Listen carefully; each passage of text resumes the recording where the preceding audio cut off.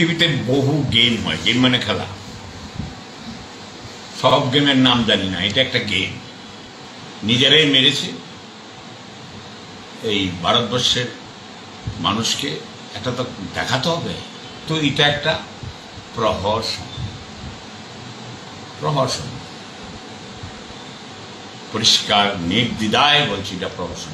ব্যাপার হলো ওরা তো অনেক লীলা করে, রাম মন্দিরে কত লীলা করেছে, রাম মন্দিরে এখন কেউ যায় না। যত লীলাই করুক, মানে জগন্নাথ এসে পড়ছে মমতা অনেকের হাতে, তো ওরা কোনো ঠাকুর ধরে পারছে না এখন। অমিত শাহ তো একজন শ্রীকৃষ্ণ, এখন কি আবার কোন লীলা করছে, তো মকবিল করে রেখে দেব। পৃথিবীতে বহু গেম হয়, গেম মানে খেলা। সব গেমের নাম জানি না, এটা একটা গেম নিজেরাই মেরেছে এই ভারতবর্ষের মানুষকে। এটা তো দেখাতে হবে, তো এটা একটা প্রহসন। প্রহসন পরিষ্কার নির্দ্বিধায় বলছি, এটা প্রহসন।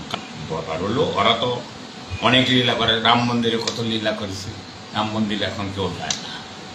যত লীলাই করুক, মানে জগন্নাথ এসে পড়ছে মমতা অনেকের হাতে, তো ওরা কোনো ঠাকুর ধরে পারছে না এখন। অমিত শাহ তো একজন শ্রীকৃষ্ণ, এখন কি আবার কোন লীলা করছে, তো মকবিল করে রেখে দেব। নমস্কার বন্ধুরা, আমার নাম ধ্রুবজ্যোতি সরকার। নবদ্বীপ পৌরসভার চেয়ারম্যান বিমান কৃষ্ণ সাহা পেহেলগাঁওতে সন্ত্রাসবাদীদের হাতে হিন্দু নিধন এবং ভারতীয় সেনাবাহিনীর অপারেশন সিঁদুরের মাধ্যমে সন্ত্রাসবাদী এবং তাদের সাহায্যকারীদের যোগ্য জবাবকে সাজানো ঘটনা বলছেন। তবে এটা প্রথমবার নয়। 2019-এ পুলওয়ামা ঘটনার জবাবে ভারতের বালাকোটের জবাবি প্রত্যুত্তরের প্রমাণ চেয়েছিলেন ওনারই দলের সুপ্রিমো। ভিডিওটি পোস্ট করে অগ্নিমিত্রা পল লিখেছেন, ঝাড় যেমন তো বাসও সেই রকম। মাননীয়া এবং ওনার দলের কাছে ভারতীয় সৈন্যদের এবং নাগরিকদের জীবনের কোনো দাম নেই। এনারা শুধু বোঝে বালি কয়লা চাকরি দুর্নীতির টাকা। আমি একজন ভারতের নাগরিক তথা একজন জনপ্রতিনিধি হয়ে তৃণমূলের সদস্যদের কর্তৃক ভারতীয় সেনাবাহিনীর বীর সন্তানের ওপর এই রকম মত প্রকাশকে তীব্র নিন্দা জানাই। শুনুন আরেকবার কি বলছেন নবদ্বীপ পৌরসভার চেয়ারম্যান বিমল কৃষ্ণ সাহা। পৃথিবীতে বহু গেম হয়, গেম মানে খেলা।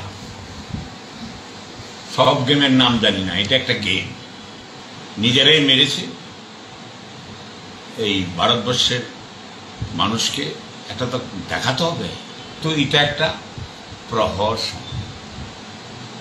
প্রহসন পরিষ্কার নির্দ্বিধায় বলছি, এটা প্রহসন। ব্যাপার হলো ওরা তো অনেক লীলা করে, রাম মন্দিরে কত লীলা করেছে, রাম মন্দিরে এখন কেউ যায় না। যত লীলাই করুক, মানে জগন্নাথ এসে পড়ছে মমতা অনেকের হাতে, তো ওরা কোনো ঠাকুর ধরে পারছে না এখন।